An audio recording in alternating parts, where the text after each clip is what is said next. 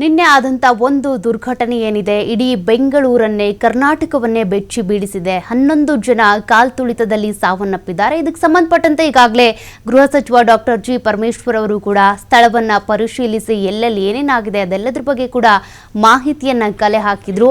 Gate number 2, 2A, 6, 7, 16, 17, 18, 21, 16 ಇಲ್ಲಿ ಕಾಲ್ತುಳಿತ ಆಗಿತ್ತು ಅನ್ನೋದ್ರ ಬಗ್ಗೆ ಮಾಹಿತಿ ಕೊಟ್ಟರು.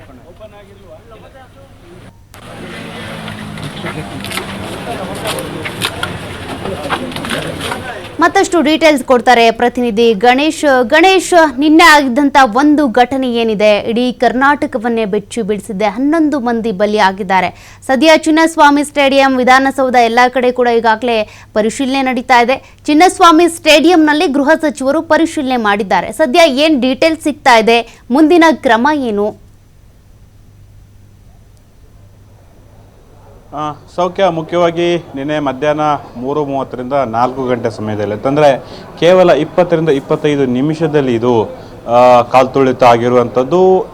ಸಹಜವಾಗಿ ಈ ಪ್ರಕರಣ ಆದ ಮೇಲೆ ಸಾವು ನೋವುಗಳಾದಂತಹ ಬಳಿಕ ಸರ್ಕಾರ, ಅದರಲ್ಲೂ ಕೂಡ ಗೃಹ ಇಲಾಖೆ ಒಂದು ಚಿನ್ನಸ್ವಾಮಿ ಸ್ಟೇಡಿಯಂನ ಸುತ್ತಮುತ್ತ ಅಂದರೆ ಯಾವ್ಯಾವ ಗೇಟ್ನಲ್ಲಿ ಇನ್ಸಿಡೆಂಟ್ ಆಯಿತು ಅನ್ನೋದ್ರ ಬಗ್ಗೆ ಪರಿಶೀಲನೆ ಮಾಡಲಿಕ್ಕೆ ಮುಂದಾಯಿತು. ಇವತ್ತು ಸಹ ಗೃಹ ಸಚಿವ ಡಾಕ್ಟರ್ ಜಿ ಪರಮೇಶ್ವರ್ ಹಾಗೆಯೇ ನಗರ ಪೊಲೀಸ್ ಆಯುಕ್ತರಂತಹ ದಯಾನಂದ್ ಅವರಿದ್ದಾರೆ, ಅವರ ಜೊತೆಗೂ ಕೂಡ ಒಂದು ರೀತಿಯಲ್ಲಿ ಬಂದು ಪರಿಶೀಲನೆ ಮಾಡುವಂಥದ್ದು. ಹಾಗೇನೆ ಎಲ್ಲಿ ಮುಖ್ಯವಾಗಿ ಆದಂತಹ ಇನ್ಸಿಡೆಂಟ್ ಆದಂತಹ ಗೇಟ್ ನಂಬರ್ 2, 2A, ಹಾಗೇನೆ 6, 7, ಹಾಗೇನೆ 16, 17, 18, ಹಾಗೇನೆ 21ರಲ್ಲಿ ಏನು ಅವಘಡ ಆಯಿತು, ಯಾರು ಬ್ಯಾರಿಕೇಡ್ಗಳನ್ನು ಹಾರಿ ಮೇಲ್ಗಡೆ ಜಿಗಿದ್ರು, ಹಾಗೇನೆ ಗೇಟ್ ಓಪನ್ ಮಾಡೋ ಸಂದರ್ಭದಲ್ಲಿ ಯಾವ ರಭಸದಿಂದ ಬಂದರು, ಒಬ್ಬರ ಮೇಲೆ ಒಬ್ಬರು ಬಿದ್ದು ಉಸಿರುಗಟ್ಟಿ ಏನು ಪ್ರಾಣಗಳು ಹಾನಿ ಆಯಿತು ಅಥವಾ ಪ್ರಾಣಗಳು ಹೋದವು.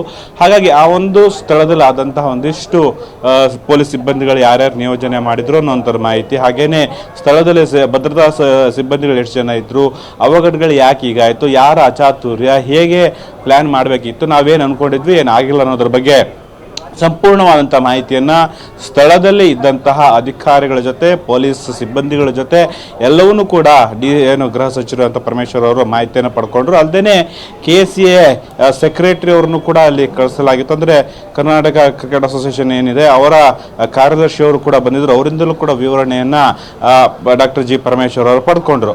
ಅದಾದ ಬಳಿಕ ಅಂತಂದರೆ ಮುಖ್ಯವಾಗಿ ಈಗ ಇನ್ನು ಕೆಲವೇ ಹೊತ್ತಿನಲ್ಲಿ DC ಕೂಡ ಬರ್ತಾರೆ. ಈಗಾಗಲೇ CM ಸಿದ್ದರಾಮಯ್ಯನವರು ಈ ಒಂದು ಪ್ರಕರಣಕ್ಕೆ ಸಂಬಂಧಪಟ್ಟಂತೆ ಮ್ಯಾಜಿಸ್ಟ್ರೇಟ್ ತನಿಖೆಯನ್ನ ಸೂಚನೆ ನೀಡಿದ್ದಾರೆ ಅಥವಾ ಆದೇಶಿಸಿದ್ದಾರೆ. ಹಾಗಾಗಿ ಅದರ ಒಂದು ಸಂಬಂಧಪಟ್ಟಂತೆ ಈಗ ಬೆಂಗಳೂರು ನಗರ ಜಿಲ್ಲಾಧಿಕಾರಿ ಜಗದೀಶ್ ಅವರು ಕೂಡ ಬರ್ತಿದ್ದಾರೆ. ಅವರು ಮ್ಯಾಜಿಸ್ಟ್ರೇಟ್ ತನಿಖೆಯ ಉಸ್ತುವಾರಿಯನ್ನು ವಹಿಸಿಕೊಂಡಂಥ ಹಿನ್ನೆಲೆಯಲ್ಲಿ ಅವರು ಕೂಡ ಸ್ಥಳ ಮಹಾಜರು ಮಾಡುವಂಥದ್ದು ಅಥವಾ ಪರಿಶೀಲನೆ ಮಾಡುವಂಥದ್ದು, ಮುಖ್ಯವಾಗಿ ಯಾವ್ಯಾವ ಗೇಟಲ್ಲಿ ಏನೇನು ಅವಘಡಗಳಾಯಿತು, ಏನಾಯಿತು, ಎಷ್ಟು ಜನ ಆಗಮಿಸಿದ್ರು, ಎಷ್ಟು ಜನ ಒಳಗಡೆ ಬರ್ತಾ ಇದ್ರು, ಹೇಗೆ ಇದು ಇನ್ಸಿಡೆಂಟ್ ಆಯಿತು ಅನ್ನೋದ್ರ ಸಂಪೂರ್ಣವಾದಂತಹ ಪರಿಶೀಲನೆ ಮಾಡ್ತಾರೆ. ಅವರು ಕೂಡ ಸರ್ಕಾರಕ್ಕೆ ವರದಿಯನ್ನು ಕೊಡ್ತಾರೆ. ಇಲ್ಲಿ ಯಾರ ವೈಫಲ್ಯ ಅನ್ನೋಂಥದ್ದಂದ್ರೆ ಇವೆಂಟನ್ನು ಆರ್ಗನೈಸ್ ಮಾಡಿದಂತಹ ಖಾಸಗಿ ಕಂಪನಿನೋ, KCAನೋ ಅಥವಾ ಪೊಲೀಸ್ ಇಲಾಖೆನೋ, ಹೇಗೆ ಯಾರ ನಿರ್ಲಕ್ಷ್ಯದಿಂದ ಈ ಅವಘಡ ಆಯಿತು ಅನ್ನೋದ್ರ ಬಗ್ಗೆ ಅವರು ಸಪರೇಟ್ ಮ್ಯಾಜಿಸ್ಟ್ರೇಟ್ ತನಿಖೆ ಆಗುತ್ತೆ, ಅದು ಅವರು ಕೂಡ ವರದಿಯನ್ನು ಸರ್ಕಾರಕ್ಕೆ ನೀಡ್ತಾರೆ. ಹಾಗಾಗಿ ಇತ್ತ ಪೊಲೀಸ್ ಇಲಾಖೆ ಕೂಡ ಏನು ಕಾರಣ ಇರ್ಬೋದು, ನಮ್ಮದೇ ವೈಫಲ್ಯ ಇತ್ತ ಅಥವಾ ನಿರೀಕ್ಷೆ ಮೀರಿ ಜನರು ಬಂದಂತಹ ಸಂದರ್ಭದಲ್ಲಿ ಈ ಥರದ ಅವಘಡಗಳಾಯಿತು ಅನ್ನೋದ್ರ ಬಗ್ಗೆ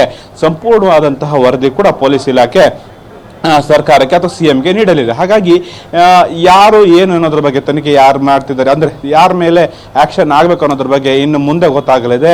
ಸದ್ಯದ ಮಟ್ಟಿಗೆ 2 ಎಂಗಲಲ್ಲಿ ಅಂತಂದರೆ ಪೊಲೀಸ್ ಇಲಾಖೆ ಕೂಡ ಬಂದು ಪರಿಶೀಲನೆ ಮಾಡ್ತಾ ಇದೆ, ಅದು ವರದಿಯನ್ನು ಪಡ್ಕೊಳ್ತದೆ, ಇತ್ತ ಮ್ಯಾಜಿಸ್ಟ್ರೇಟ್ ತನಿಖೆ ಕೂಡ ಆಗುವಂಥದ್ದು. ಹಾಗಾಗಿ 2 ವರದಿಯನ್ನು ಕೂಡ ಸರ್ಕಾರ ಕೂಲಂಕುಷವಾಗಿ ಪರಿಶೀಲನೆ ಮಾಡಲಿದ್ದು, ಹಾಗಾಗಿ ಮೇಲ್ನೋಟಕ್ಕೆ ಇಲ್ಲಿ ಏನು ಗೃಹ ಸಚಿವ ಪರಮೇಶ್ವರ್ ಹೇಳಿರೋ ಪ್ರಕಾರ ಒಂದು ನಾವು 8 ರಿಂದ 8.5 ಲಕ್ಷ ಜನ ನಿನ್ನೆ ಈ ಸ್ಥಳದಲ್ಲಿ ಇದ್ದರು. ಇಲ್ಲಿ ವಿಧಾನಸೌಧದಲ್ಲಿ ನಮ್ಮ ನಿರೀಕ್ಷೆ ಅಷ್ಟಿರಲಿಲ್ಲ, 2 ಲಕ್ಷ 2.5 ಲಕ್ಷ ಜನ ಬರ್ಬೋದು ಅನ್ನುವಂತಹ ನಿರೀಕ್ಷೆ ಇತ್ತು. ನಿನ್ನೆ ಮೆಟ್ರೋ ಕೂಡ ಏನು ಸ್ಥಗಿತ ಮಾಡಲಾಗಿತ್ತು, ಅವರೇ ಒಂದು ಟಿಕೆಟನ್ನು ಪಡೆದಂತಹ ಪ್ರಯಾಣಿಕರ ಅಂಕಿಅಂಶಗಳನ್ನು ನಮ್ಮ ಮೆಟ್ರೋ ಪ್ರಾಧಿಕಾರ ಬಿಡುಗಡೆ ಮಾಡಿದೆ. ಹಾಗಾಗಿ ಅದರ ಆಧಾರದ ಮೇಲೆ ನಾವು ಹೇಳ್ತಾ ಇದ್ದೀವಿ, ಸಹಜವಾಗಿ ಇದು ನಮ್ಮ ನಿರೀಕ್ಷೆಗೂ ಮೀರಿ ಅಭಿಮಾನಿಗಳು ಅಥವಾ RCB ಫ್ಯಾನ್ಸ್ ಅಂತ ಏನಿರ್ತಾರೆ ಅವರು ಬಂದಿರುವಂಥದ್ದು. ಹಾಗಾಗಿ ಎಲ್ಲ ಒಂದು ರೀತಿಯಲ್ಲಿ ಇದು ಈ ಥರ ಅವಘಡ ಆಗಲಿಕ್ಕೆ ಕಾರಣ ಆಯಿತು ಅನ್ನೋಂಥದ್ದನ್ನು ಪರಮೇಶ್ವರ್ ಅವರು ಹೇಳ್ತಾ ಇದ್ದಾರೆ. ಒಟ್ಟಾರೆ ಅಂತಂದರೆ ಸಂಪೂರ್ಣವಾದಂಥ ತನಿಖೆ ಆದ ಬಳಿಕವೇ ಇದೊಂದು ಅಂತಿಮವಾದಂಥ ಆ ಕಾರಣ ಏನು, ನಿಖರವಾದ ಕಾರಣ ಏನು ಅದು ಬಹಿರಂಗ ಆಗುತ್ತೆ. ಆದರೆ ಈಗ ಆರಂಭದಲ್ಲಿ ಎಲ್ಲವೂ ಕೂಡ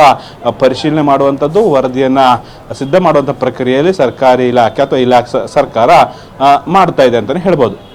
ಓಕೆ, ಥ್ಯಾಂಕ್ ಯು ಗಣೇಶ್ ಮಾಹಿತಿಗೆ.